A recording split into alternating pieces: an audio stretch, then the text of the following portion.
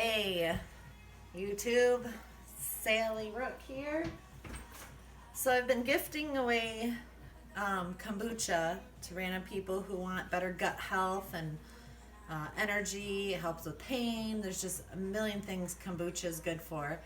And so I've been gifting Scobees to friends of mine who want better gut health. This one's been in here a while. I wanted to test it out and it looks healthy. I've literally had, I've already had this Scobee in here for probably almost 3 years now. It was gifted to me by a friend and it's been really healthy. So the first thing I do when I do my second ferment, and if I were to gift this to you, this Scobee right here, I would recommend you do what I did. And I just put it in a larger jar and add some new tea to it. Black tea, brewed black tea with sugar, preferably real sugar, like maple syrup, real maple syrup, but I've used refined white sugar. But the better the sugar, the better. No honey. That's toxic with Scobees. So I would pour this whole jar with the liquid that's in there in a bigger jar with a spout on the bottom, because it makes it so you can take your liquid from the bottom and it just grows undisturbed on top. It starts layering up. I've already given away almost a full jar of Scobee and it just keeps growing. You want to keep it covered with a nice breathable cloth. This right here is just a bed sheet I cut up, and you want it to be able to breathe, but you don't want debris to be able to get in there. And I wrap mine in a dark towel and set it over in the corner. And just sometimes I've forgotten about it for a couple months and it's fine. Then I'll just throw a little sugar in there so it can eat. It gets its nutrients from the tea and it eats the sugar. And I just wrap this around like so nothing gets in there.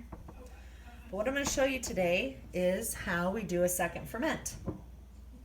I also have been including tips in with my free Scobees just to promote good health, which also has all these directions, but some people follow it better if they see it.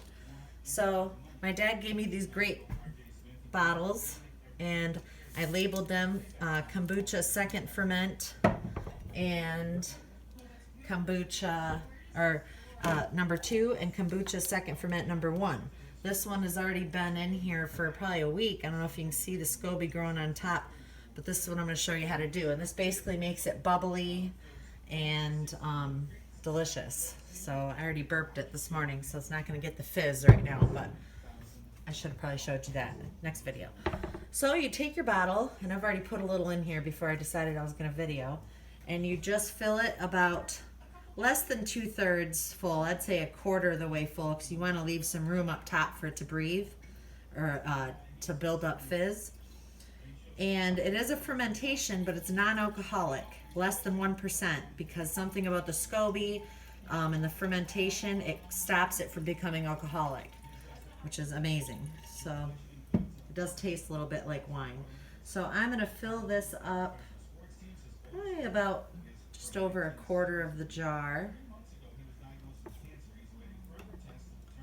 And this smells really vinegary, but it's really good for you. I wouldn't recommend drinking it like this. Some people do. And then I'm going to take a juice that I have. I actually have 2 different juices that I purchased. It has to be 100% juice. I used to buy the glass jars. I actually drink my kombucha daily out of one. This is what I used to ferment my second ferment in. But I wanted to go bigger and I wanted to save a little more money because these are really expensive juices.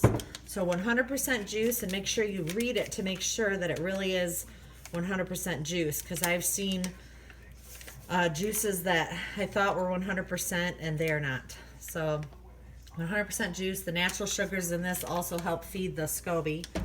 And so I have left right now pomegranate, for both pomegranate. Blueberry works good, cherry, anything that's stronger flavor, I would say, to make it. And I always shake these because they are natural, so they do settle a lot on the bottom, as you see. I'm going to turn on a little more light here.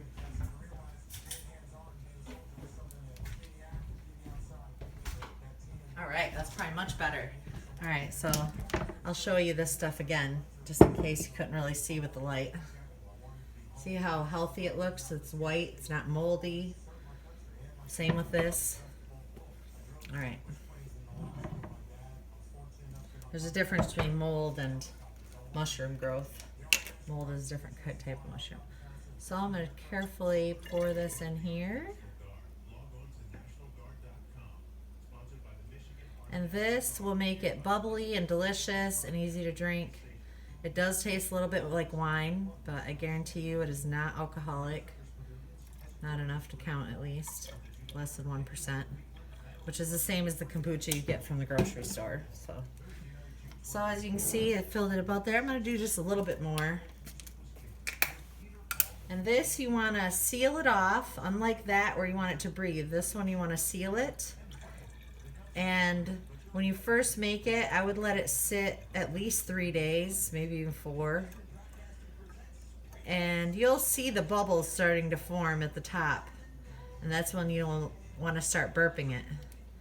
Burping it meaning you literally, and you want to make sure and wipe your edges really good. And don't ever touch it with your hand. Don't ever touch this with your hands, even if they're clean. I never touch anything with my hands. I always use tongs. I heard not to use metal, even though I've used metal before I knew I wasn't supposed to use metal. And I haven't had any problems, but plastic tongs or wooden would probably be the best, clean. So if you're ever gonna take this, I actually cut it with a knife. You're not gonna hurt it. Peel it back, shove it in a jar. So here we go. So we have this, and we have the lid. And you wanna make sure you have a lid that seals, that has a really good seal on it. A lot of things that I've tried, they just don't seal good enough and it doesn't make a good fizz. So you want to seal it, and then you put it aside and you wait. And then you just keep burping it every day after it starts to get bubbly, and it's good whenever you feel like it's bubbly enough. This stuff is super, super bubbly, and I've been fermenting this second ferment for over a week now, maybe a week and a half, and I drank a whole bottle in the process. So I have my first stage and second stage. So I'll drink out of my first ferment, number 1, and well, this one, number 2, and then I'll switch the labels and I'll redo that one and start drinking this one. So then I always have a good steady. I drink it every day, about this much, but I started with a little bit. You got to work your way up, because especially if you quit doing it for a while, if you drink too much in one day the very first time, you might end up with diarrhea, and it's, you know, it is a really good probiotic. So really good for you. Changed my life. Have a good day.